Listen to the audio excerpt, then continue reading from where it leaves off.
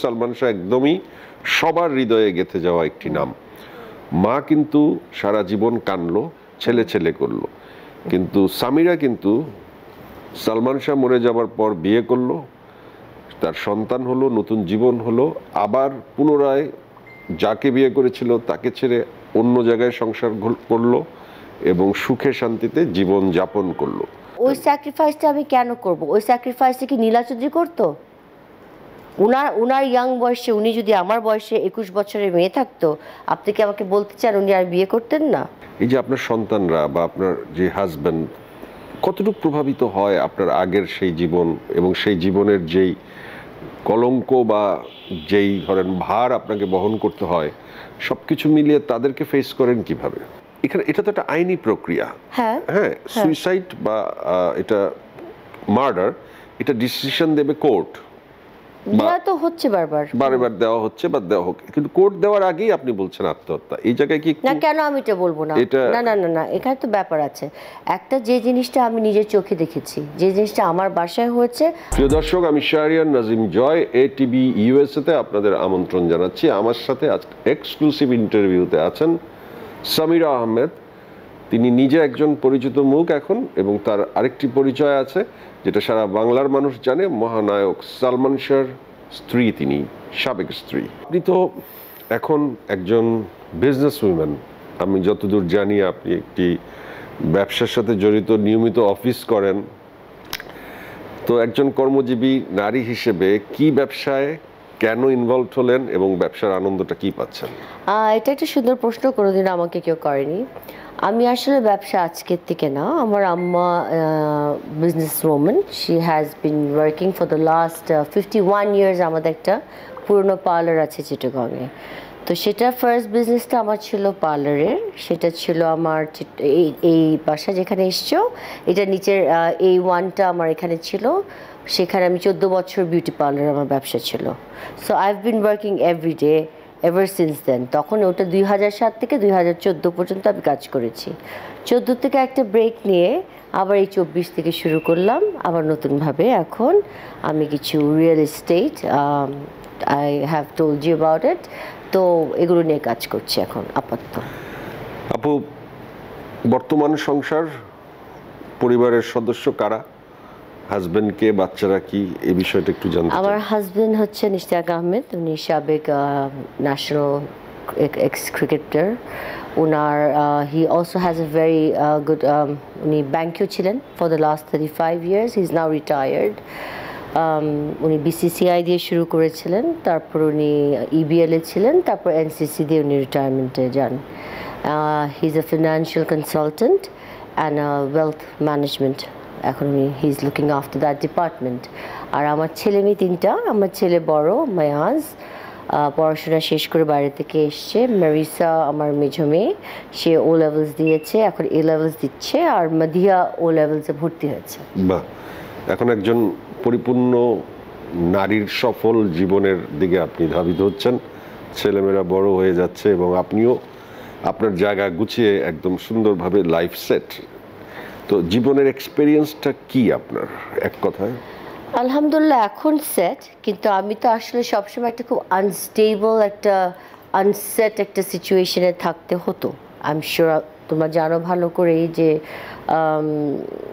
ইমনের যে ব্যাপারটা, ইমনের কারণে, মানে ইমনের কারণে বলবো না, ইমনের জন্য যে ঘটনাটা, আমার এক শাশুড়ি উনি যেভাবে আমাকে ফ্রেম করেছেন, যেভাবে উনি আমাকে ফলস অ্যাকিউজেশনস দিয়েছেন, ওগুলোর কারণে আমি অনেক সময় অনেক কিছুতে, অনেক লাইফে অনেক, আমার জার্নিটা খুব কষ্টের ছিল। It was a struggle for me, it was a fight within me. It was not a fight with কারোর সাথে যে আমাকে গিয়ে ঝগড়া করতে হচ্ছে সেটা না, কিন্তু সারাটাক্ষণ নিজের ইমোশনাল স্টেবিলিটি রাখা, financial, spiritual is very important. Joy, আচ্ছা আপু, একটা প্রশ্ন খুব স্বাভাবিকভাবে আমার মনে এলো যে একটি নতুন সংসার, আপনার ছেলে মেয়ে, হাজব্যান্ড, এরপর আপনার নতুন জীবন যে ধারায় এগিয়েছে, এই যে আপনার সন্তানরা বা আপনার যে হাজব্যান্ড কতটুকু প্রভাবিত হয় আপনার আগের সেই জীবন এবং সেই জীবনের যেই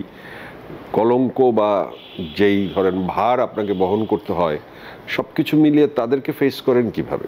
সবচেয়ে সুন্দর জায়গাটা হচ্ছে এখানেই, যেটা আমরা কলঙ্ক হিসাবে চিন্তা করি না। একটা মানুষ যখন এইভাবে চলে যায়, কিন্তু আপনার উপর তো কলঙ্ক দেওয়া হয়। হ্যাঁ, এই জন্য আমি আসছি। একটা মানুষ যখন সুসাইড করে, এবং আমার ফ্যামিলি মেম্বার্স তো অবভিয়াসলি জানে যে এটা সুসাইড, এবং আমার বাচ্চারা যখন হয়েছে তাদেরকেও আমি অবশ্যই খুলে বলেছি। তো সব কিছু থেকে ওই সাইড থেকে আমার কখনো I never had to face, বরং ওরাই আমার সাপোর্ট সিস্টেম ছিল। এটা বাচ্চাদের বাবার মুশতাকের কথাই বলেন, বা এখন আমার হাজব্যান্ড ইশতাক আহমেদ, উনি আমাকে 100%, উনিও তো একটা, he is also media man, I am sure you know that. তো উনিও, ওনার কাছ থেকে আমি 100% সাপোর্টটা পাচ্ছি। আর কলঙ্কর কথা যেটা আপনি বলছেন, সেটা শুধুমাত্র নীলা চৌধুরীর তরফ থেকে আসেন, এবং নীলা চৌধুরী এটাতে সক্ষম হয়েছেন বাংলাদেশের মানুষকে ইমোশনালি তাদের আবেগটাকে বিভ্রান্ত করতে। সালমান শাহ একদমই সবার হৃদয়ে গেঁথে যাওয়া একটি নাম। মা কিন্তু সারা জীবন কানলো, ছেলে ছেলে করলো, কিন্তু সামিরা কিন্তু সালমান শাহ মরে যাবার পর বিয়ে করলো, তার সন্তান হলো, নতুন জীবন হলো, আবার পুনরায় যাকে বিয়ে করেছিল তাকে ছেড়ে অন্য জায়গায় সংসার করলো এবং সুখে শান্তিতে জীবন যাপন করলো। তো ভক্তরা তো মার পক্ষেই থাকবে নাকি বউয়ের পক্ষে থাকবে? বউ যদি সালমান শাহর মৃত্যুর পর আর বিয়ে না করতো, সালমান শাহকে ঘিরেই থাকতো, তাহলে তো যুদ্ধটা সমান সমান হতো। এখন তো যুদ্ধটা সমান জায়গায় নাই। সমান জায়গায় নাই দেখেই তো উনি অনেক বেশি প্রাধান্য পাচ্ছেন, কিন্তু আসলে তো উনি সম্পূর্ণ মিথ্যা কথা বলছেন। যদি এটা সত্যিকারে দেখা হয়, logically if you have to go by the documents and the papers and the system and legal, আমাদের ল যদি আইনের মধ্যে দিয়ে আপনি যেতে হয়, তাহলে তো সব দিক দিয়ে আমি 100-100, কারণ ইট ইজ সুসাইড। কিন্তু আপু, এখানে আমি একটু বলি আপু, এখানে এটা তো একটা আইনি প্রক্রিয়া। হ্যাঁ, সুইসাইড বা এটা মার্ডার, এটা ডিসিশন দেবে কোর্ট। দেওয়া তো হচ্ছে বারবার দেওয়া হচ্ছে বা দেওয়া হোক, কিন্তু কোর্ট দেওয়ার আগেই আপনি বলছেন আত্মহত্যা। এই জায়গায় কি না, কেন আমি এটা বলবো না? না না না না, এখানে তো ব্যাপার আছে। একটা, যে জিনিসটা আমি নিজের চোখে দেখেছি, যে জিনিসটা আমার বাসায় হয়েছে, আমার ঘরে, আমার বেডরুমে হয়নি, অন্য একটা বেডরুমে হয়েছে। So I have been almost an eyewitness to it. আপনি যেটা বললেন যে মা আর বউ কখনো একই প্ল্যাটফর্মে আসবে না, মা সবসময়, যদি আপনি ওই স্যাক্রিফাইসটা করতেন। ওই স্যাক্রিফাইসটা আমি কেন করব? ওই স্যাক্রিফাইসটা কি নীলা চৌধুরী করতো? উনার ইয়াং বয়সে, উনি যদি আমার বয়সে 21 বছরের মেয়ে থাকতো, আপনি কি আমাকে বলতে চান উনি আর বিয়ে করতেন না? উনি যদি আমার জায়গায় হতো, আপনি যে আমাকে ওনার জায়গায় নিচ্ছেন, আপনি ওনাকে আমার জায়গায় আনেন। উনি যদি একটা খারাপ শাশুড়ি হয়, বউকে অত্যাচার করে, বউকে দোষ দিত, ওই বউ কী করতো? এই বাসায় থাকবে কেন? আমি ওনার কাছে ফেরত যাব? আমি তো সোনা থেকে সরেই যাব, এটাই স্বাভাবিক। Because she is attacking me, she is accusing me, she is hitting me, সে আমাকে মারছে, সে আমাকে লাথি দিচ্ছে পা দিয়ে। হ্যাঁ, তো ওই মহিলার কাছে আমি ফেরত যাব? আর সে যে এটাতে বললেন, মা তো মার জায়গায় থাকবে, আমি মার জায়গাটা এখনও মার জায়গায় রাখতে চাই, আমি নিজেও একটা মা। হ্যাঁ, তো বাচ্চাদের জায়গা, মার জায়গা কোনো ওখানে ওই জায়গায়, কিন্তু উনি যে কাজটা করছেন, উনি কিন্তু ইমনের জায়গাটাকে ঠিক রাখছেন না, ইমনের জন্য কিছু করছেন না, উনি কিন্তু সালমান শাহ করছেন।